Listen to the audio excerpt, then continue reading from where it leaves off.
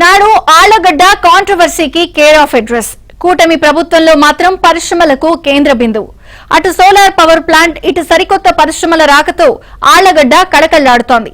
Faction గడ్డలో ఫ్యాక్టరీల దూకుడుపై ABN spotlight.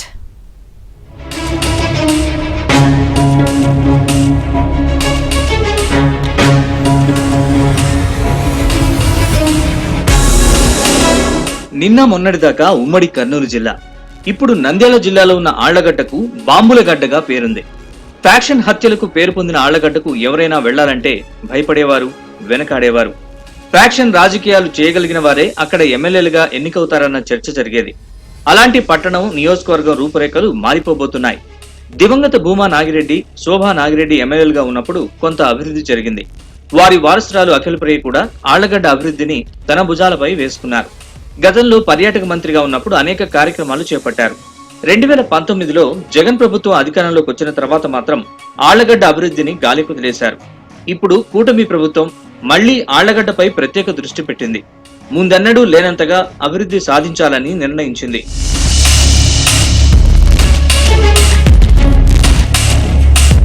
ముఖ్యమంత్రి Chandrababu, deputy CM Pawan Kalyan, మంత్రి నారా లోకేష్, స్థానిక ఎమ్మెల్యే భూమా అఖిలప్రియపై నమ్మకం పెట్టుకుని పారిశ్రామికవేత్తలు ఆళ్లగడ్డలో పరిశ్రమల స్థాపనకు ముందుకొస్తున్నారు. ఆళ్లగడ్డ చరిత్రలో మొట్టమొదటిసారిగా సేల్ అనే కంపెనీ సౌర విద్యుత్ ప్రాజెక్ట్ ఏర్పాటుకు ముందుకొచ్చింది. తన తల్లి శోభా నాగిరెడ్డి జయంతి రోజు, కుమారుడు పుట్టినరోజున ఎమ్మెల్యే భూమా అఖిలప్రియ తన భర్త భార్గవరాంతో కలిసి ఉయ్యాలవాడ మండలం గోవిందపల్లిలో సోలార్ పవర్ ప్రాజెక్టుకు శంకుస్థాపన చేశారు. ప్రొక్లైన్ నడిపి ఎమ్మెల్యే అఖిలప్రియ సోలార్ విద్యుత్ ఉత్పత్తి ప్రాజెక్టు పనులు ప్రారంభించారు.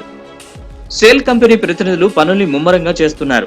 గోవిందపల్లి, మాయలూరు గ్రామాల పరిధిలో 500 ఎకరాల్లో 400 కోట్లతో 100 మెగావాట్స్ కెపాసిటీతో సోలార్ పవర్ ప్రాజెక్టు నిర్మాణం కానుంది. ఈ ప్రాజెక్టు ద్వారా 300 మందికి ఉద్యోగాలు రానున్నాయి.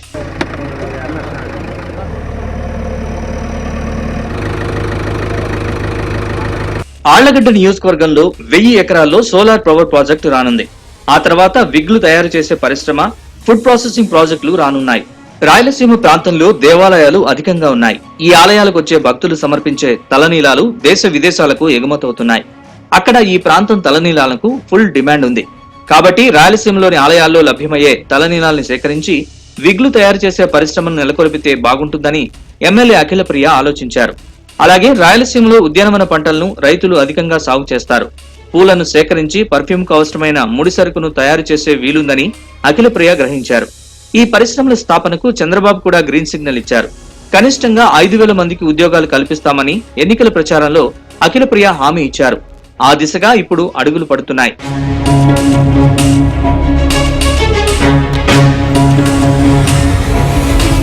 సేల్ కంపెనీకి కౌలు పద్ధతిలో గోవిందపల్లె, మాయలూరు రైతుల నుంచి భూములు సేకరించారు. ప్రతి రైతుకు వడ్డీ లేకుండా 2 లక్షలు ఇచ్చి ఏడాదికి ఎకరాకు 32,000 కౌలు, 2 ఏళ్లకు 5% కౌలు పెంచేలా సేల్ కంపెనీ యాజమాన్యం ఒప్పందం కుదుర్చుకుంది. అయితే కౌలు 2 సంవత్సరాలు కాకుండా ఏడాదికి 5% పెంచాలని రైతులు డిమాండ్ చేస్తున్నారు. రైతుల డిమాండ్లపై ఎమ్మెల్యే అఖిలప్రియ కంపెనీ యాజమాన్యంతో చర్చలు జరుపుతున్నారు. అన్నదాతలకు అన్యాయం జరగకుండా చూసుకుంటామని హామీ ఇస్తున్నారు. కానీ ముఖ్యంగా ఇప్పుడు శనగ ఎక్కువ వేసుకుంటున్నాము. కంది మంచి సారవంత భూమి, నల్ల పొలం బాగా అని త్యాగం చేసి ఇచ్చినాము. కానీ మంచిదేలే, ఉద్యోగం కూడా వచ్చింది కదా, అయితే నేను ఇచ్చినాం సార్. కానీ 5% ఇచ్చామన్నారు 2 ఏళ్ళకి ఒకసారి. కానీ సంవత్సరం 5% పెంచాలని మేము అడుగుతున్నాం కంపెనీ.